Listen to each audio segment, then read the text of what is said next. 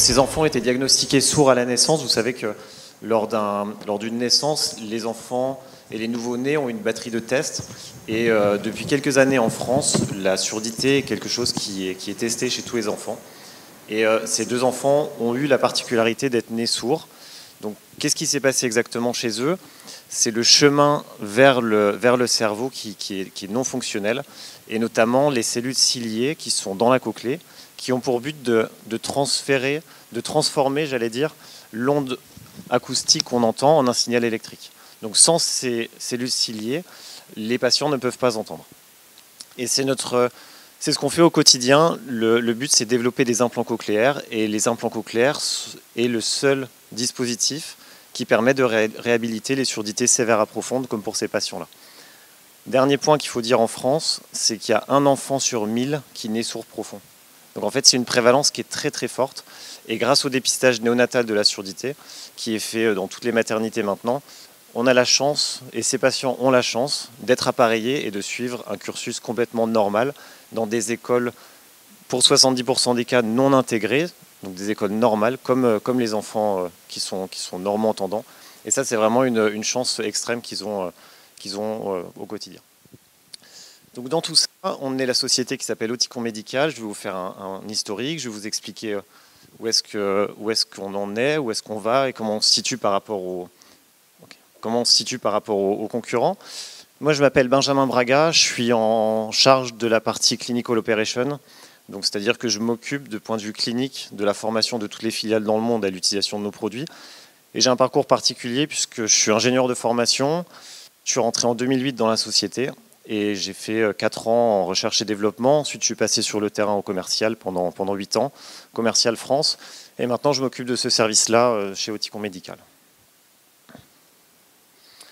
Oticon Médical, qui on est à l'heure actuelle. On fait partie d'un groupe qui s'appelle William Demant. C'est un groupe danois qui est leader mondial de l'aide auditive. C'est un groupe très ancien puisqu'il a été fondé en 1904, donc plus de 100 ans d'existence.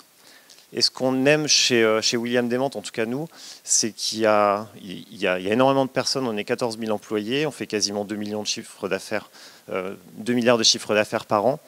Quant au niveau de la structure, une partie de la structure est cotée en bourse, mais seulement 40% et 60% appartient à une fondation. Donc ça veut dire que ce n'est pas les marchés qui nous drivent au quotidien, mais c'est plus la fondation qui donne les directives et qui a la majeure partie des parts de l'entreprise. Donc ça nous permet à court terme de discuter avec les marchés, mais à long terme d'avoir une vraie stratégie d'entreprise qui est beaucoup plus axée sur le patient que sur les actions, notamment les actionnaires. Également, la Fondation Oticon donne plus de 15 millions d'euros par an pour soutenir des projets de recherche sur la surdité. Ça peut être en Afrique notamment des séjours humanitaires, notamment sur la surdité, de dépistage, tous des projets qui sont autour de la surdité. Et également chez Demant, on n'est pas 14 000 employés dans la même société, mais on est straté suivant différents business. On a un business d'aide auditive conventionnelle, avec notamment Oticon qui est leader sur le marché sur l'aide auditive. On a Bernafon aussi, on a Sonic, qui sont trois marques d'aide auditive. Sur les implants médicaux, on a Oticon Médical avec 2 générations de produits, l'implant cochléaire et l'ancrage osseux. Je reviendrai après sur les indications de chacun. Des outils de diagnostic de la surdité, donc pour dépister la surdité avant l'appareillage.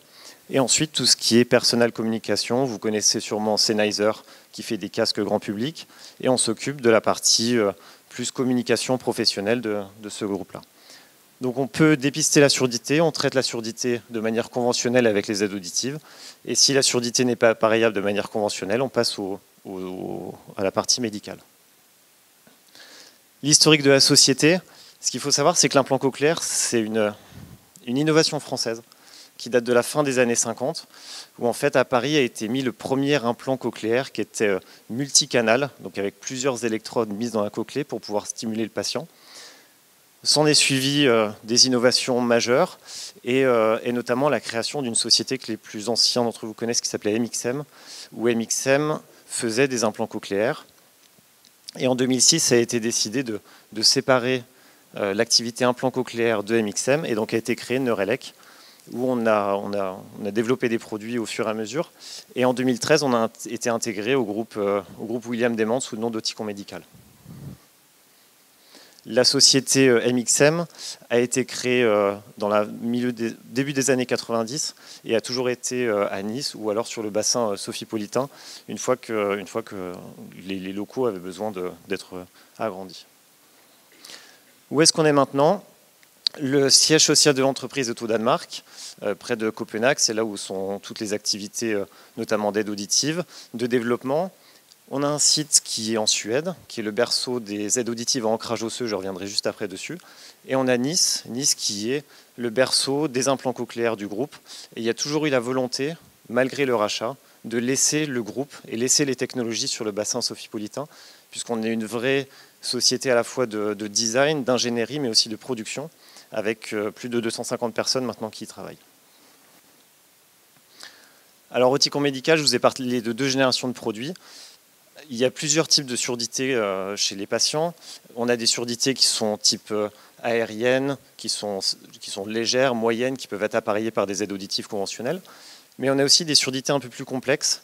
Et notamment, si on regarde ce qu'on appelle le BAS, le BAHS, c'est des patients pour qui la cochlée fonctionne probablement bien, donc le dernier organe de l'audition qui transfère les informations au cerveau fonctionne bien. Cependant, le chemin pour y aller ne fonctionne pas bien. Et c'est typiquement les osselets, les petits os qui sont derrière le tympan, qui sont impactés. Et donc là, on met un système d'ancrage osseux où on vient faire vibrer les os du crâne. Ça fait vibrer les liquides de la cochlée et ensuite le patient peut entendre. Donc on passe à travers les osselets qui sont malades et on vient stimuler directement, activer directement les cellules de la cochlée.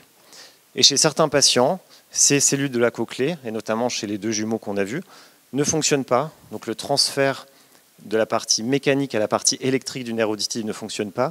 Et c'est là qu'on met les implants cochléaires qu'on voit sur le côté. Alors l'implant cochléaire, il y a 2 parties à l'implant cochléaire. Une partie externe qu'on a vue dans la vidéo, mais c'est un implant, donc il y a aussi une partie interne. La partie externe, qu'on appelle le BTE, a pour but de capter les sons dans les microphones, de transférer ces sons avec des algorithmes et ensuite d'envoyer l'information à l'implant qui est sous la peau. L'implant sous la peau est totalement inerte, de telle sorte que l'antenne envoie à la fois les données de stimulation, mais également toute l'énergie nécessaire au fonctionnement de l'implant. Donc un patient qui le soir enlève son processeur revient dans le monde des sourds. Le marché de l'implant cochléaire dans le monde, c'est un marché qui est en pleine expansion. Je pense qu'il y a 10 ans, quand on parlait d'implant cochléaire, pas grand monde connaissait. Il y a eu énormément de sensibilisation du grand public, notamment sur les émissions médicales à la télévision. Et le marché dans le monde, c'est à peu près 65 000 implants dans le monde, et pour un marché qui est estimé à 1,5 milliard d'euros. Et en 2025, on sait qu'il y aura 2 fois plus d'implants et 2 fois plus de chiffre d'affaires sur ce segment particulier des dispositifs médicaux, puisque de plus en plus, on apprend et on éduque le grand public à l'implant cochléaire. Sur les parts de marché, l'avantage d'être Oticon Médical maintenant, c'est qu'on a une visibilité beaucoup plus grande dans le monde, puisque avant on était Neurelec, on était une société de 250 personnes, et maintenant avec Oticon Médical, on a un réseau de distribution beaucoup plus grand. On a 4% de parts de marché dans le monde. Le leader est australien, s'appelle Cochlear. Et on a Advanced Bionics qui sont suisses, et également Medel qui est autrichien. Ce qu'il faut savoir, c'est que ça, c'est le marché mondial.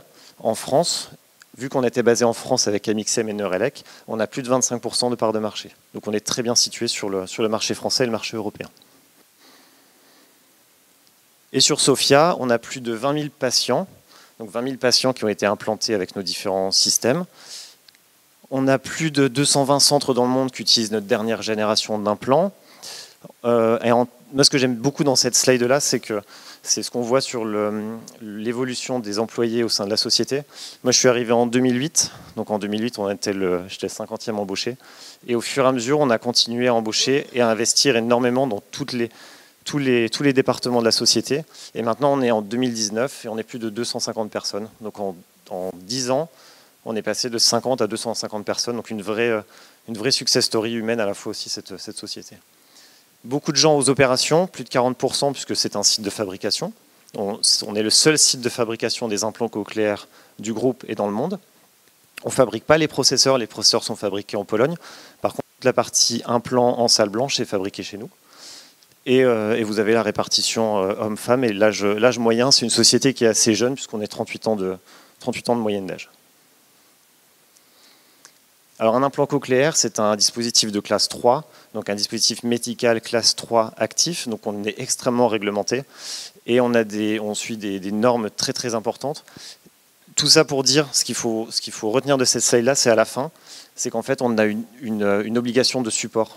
C'est-à-dire qu'un patient et les enfants qu'on a implantés, qu'on a vus dans les vidéos, on se doit de les suivre toute leur vie et toute la vie de l'implant. Et ça, c'est vraiment quelque chose qui est extrêmement important quand j'ai discuté avec des équipes médicales, en tout cas en France, d'assurer que ces patients qu'ils allaient implanter demain, on allait les suivre et on allait continuer à les suivre.